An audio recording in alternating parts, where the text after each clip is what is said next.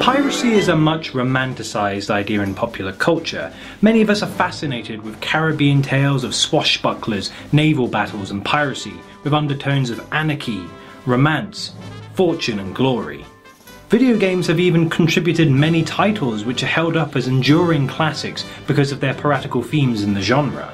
And today I would like to bring your attention to a video game which many, including myself, see as the best pirate game ever made. Nay, the best JRPG ever made, or even the best Dreamcast game, and even one of the best GameCube games ever made.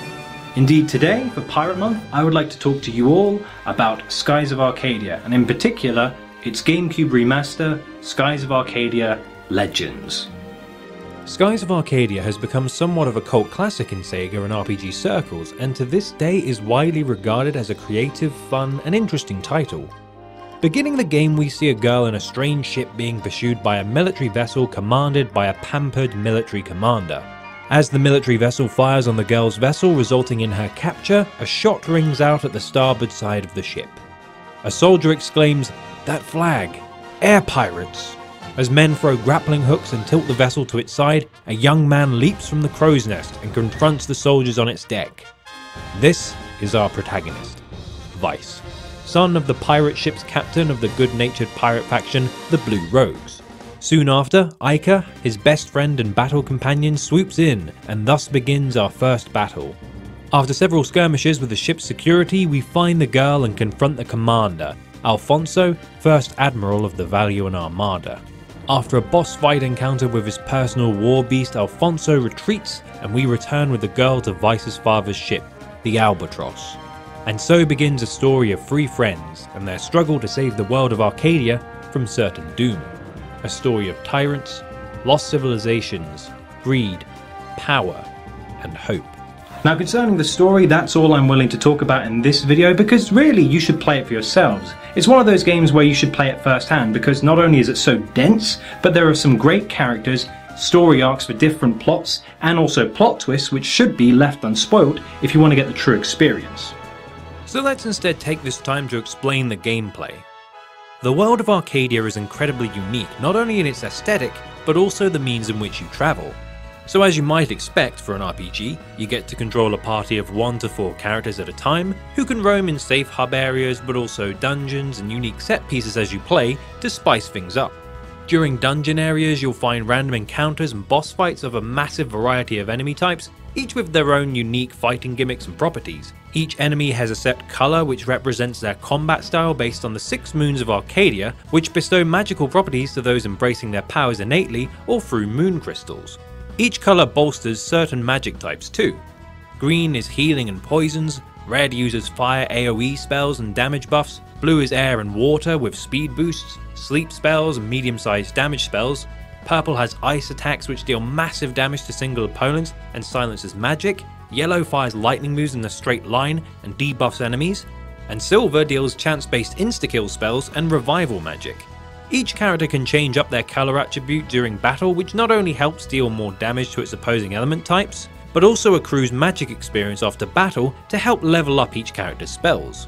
Though the most important element of each turn of battle is dictated by the spirit bar at the top of the screen. Essentially, each turn you will gain points to use, which must be divided amongst your party members like a pool of resources. Attacks, blocking, using items and running costs nothing to use, but all of the best moves in the game, including super moves and magic, need spirit points. Each party member moves once per turn and can also focus to add more points to the spirit gauge for use on the next turn. So if you want to land a powerful move like Cutlass Fury, you'll need to strategize on who can heal your team, build up your spirit, what items to use and what buffs to handle. Oh, and when you obtain a crew, you also unlock 2 massively powerful moves when you fill the spirit gauge up completely. Blue Rogues, where your crew attack your opponent and heal your party, and Prophecy, where you drop a moon onto your opponent.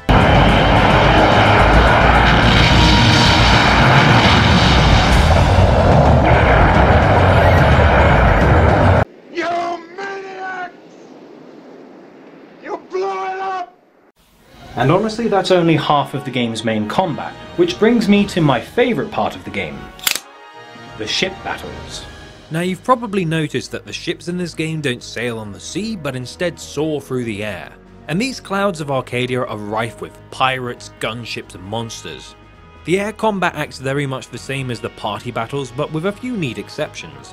First of all, each turn shows different patches of colour to represent danger and chances of attacking your opponent. Second, the colour combat mechanic doesn't apply, though eventually you'll be able to use magic spells to attack your opponent. Third, you can time attacks to combine for massive damage. And fourth, battles are changed by the way you maneuver your ship to attack the opponent. You get to try some really cool ships out and fight some truly epic battles with Armada Admirals, Black Pirates, and even Lost Civilization demigods. You can customize the loadout of your ship much like your party from port to port, equip new engine parts which enhance your ship's speed or durability, and you'll even unlock powerful super weapons for your two main ships as you progress, the humble little Jack and the much more intimidating Delphinus. Plus, these aerodynamic beauties will also enable you to explore the skies of Arcadia in 3 main zones: mid-sky, airspace, and deep sky. Funnily enough, these areas are further broken up into oceans, which contain a variety of indigenous civilizations, cultures, and environments, which massively flesh out the world and its inhabitants. From the black clouds over the bourgeois empire of Valua, the tropical forests of Ixataka, the deserts of Nazra, the untouched ruins of Glacier, or even the high-altitude temples of Yaphetoma. And you may have noticed that Skies of Arcadia draws a lot from our own contemporary cultures of our own history to draw parallels between the two and flesh out its own world.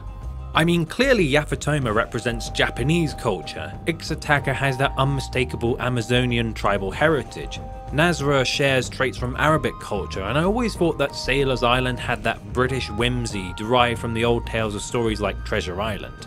I guess that makes Valua Spain then. Yeah, the royalty have names like Enrique, Gregorio, etc. Let's go with that. But as you progress through the game, you can find so many colourful characters which make so many moments of the game vividly memorable. In fact, when you acquire the Delphinus, you can even recruit an eclectic crew of sailors, each with their own reasons for joining and attributes to bolster your crew. To name some of my favourites: Kazim the boisterous gunner, Tika Tika the lookout, Kerala the builder, and in particular, Don the helmsman. You first find Don in this dreary town called Esperanza, a town full of depressed, hopeless sailors and ex-Valuan soldiers who dared to sail to the end of the world, only to lose faith at their continued misfortune. When you find Don, he's a drunk in a local bar, drinking away his woes and doing his best to dissuade any hopeful sailors from attempting to traverse the cause of his dismay, the Dark Rift. After you manage to get through the rift and return to Don, he joins you a changed man.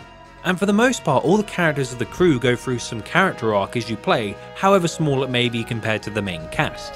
And might I say, the main characters are some of the most likeable you'll ever find in a video game. They all do a great job of contrasting with one another and never become single-note archetypes compared to a lot of other video game protagonists.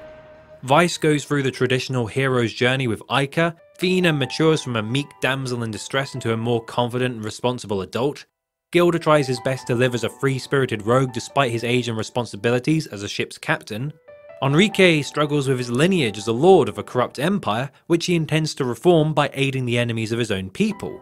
And to top it all off, we get Big Boss. No, sorry, wait. I didn't mean it. I meant to say Drachma. Doesn't look anything like Big Boss. His name's Drachma. Now, Drachma is a great example of how this game's writing really stands out. On the surface, Drachma is just an obvious parallel to the old story of Moby Dick by Herman Melville. Near the start of the game, Vice and Aika sail to save Fina from her abduction by the Valuan Armada, and during their voyage encounter an enormous whale concealed in a dense fog. As they are thrown from their tiny vessel and presumed dead, they wake up on the deck of an unfamiliar ship, captained solely by an old, cantankerous and imposing stranger, armed with a huge metal prosthetic arm. As we progress the game, we spend a lot of time with Drachma and our party, mainly observing from the sidelines and offering guidance, usually at the expense of hard labour or leads on how he can track and kill his quarry, Racnam the giant whale. Continuously during the game, Drachma abandons the party to pursue his own business, and isn't above becoming aggravated by Vice and companions' own priorities if they get in the way of his hunt for the giant whale. Yet gradually, Drachma begins to open up to Vice about his tragic past and reasons for hunting the whale, and it becomes clear that Drachma also begins to see Vice as more than just a student, but also a surrogate son.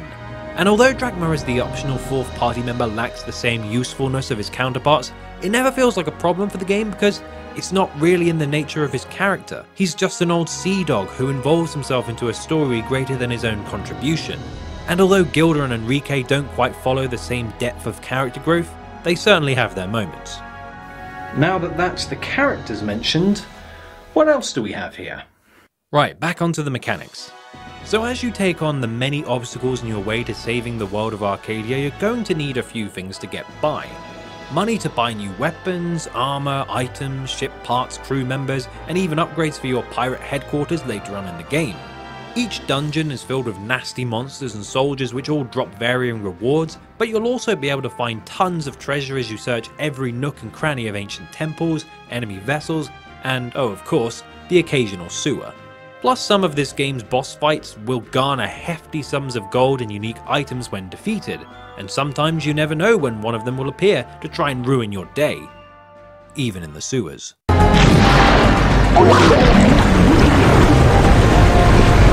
Oh man, that is nasty! Plus there's even a list of wanted pirate criminals which you can challenge in order to get paid by the Sailors Guild for justice rendered. You can even sell the guild discovery locations which are found throughout the skies with your ship, and purchase tips of where you might find them. And as you progress the story, the map will become easier to navigate with new ship abilities, parts and alterations. Though if you don't find these discoveries quickly enough, your treasure hunting rival Domingo will be more than happy to claim the glory for himself at the expense of your coin purse. Oh, and speaking of glory, Vice can earn dozens of titles as you play using the swashbuckler ranking mechanic, which will allow you more claims to unique rewards found in the game. Some NPCs with powerful weapons like Ryu Khan won't join your crew unless you're well regarded enough. If you run from battles, you might be called Vice the Coward. If you say the wrong thing too often in dialogue choice segments, you might be known as Vice the Ninny. And if you want the best titles in the game, you first have to achieve the rank of Vice the Legend. And to get this rank, you need to get all of the treasure in the game, all the discoveries, defeat all the most wanted criminals, kill over 2,500 enemies, recruit all possible crew members, best all the giant monster ship battles, and complete the optional Piastel Angel of Death side quest just to get the title. Oh, and a lot of the treasure is missable. Plus, if you're a completionist... Another game completed.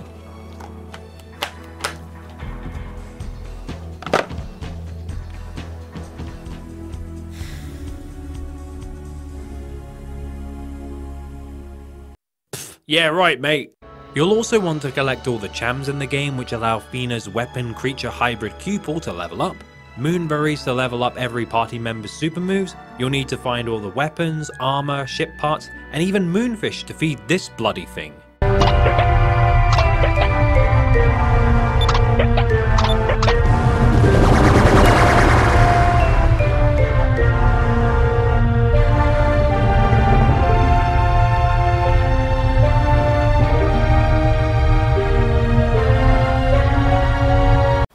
if there truly is a God, truly has forsaken us. Now this has been a lengthy review, and I must say it's been a challenge to create. This game is so bloody good I felt it necessary to cover as much as I could within my review format, but I have to say I've barely even scratched the surface. Skies of Arcadia is one of those games where I can't think of anything negative that's noteworthy to mention. But it does have heaps of brilliance, which are so numerous it's difficult to succinctly compile into a 10, 15 or even 20-minute video. The characters are timeless, the story incredible, and world built around this game so well constructed that I have so many fond memories of dialogue, battles and emotional moments which come to mind when I think about this game. And it's all underscored with an unforgettable soundtrack and sound effect design which just make it a sublime experience. And when the credits rolled after playing the game again for this video, I felt that reluctant sigh of putting down the controller that only truly masterful games can achieve. As the story of Vice's crew is told after the game's conclusion on screen through the pages of an old tome, we conclude our journey on the page of our trinity of inseparable friends. A young boy had a dream, a young girl had passion, a mysterious stranger had a mission, and the world will forever know their story. As long as there are dreamers, who have the courage to pursue their dreams, the world will have heroes. And as long as there is a thirst to discover the unknown, there will be new stories to tell and new adventures to be had.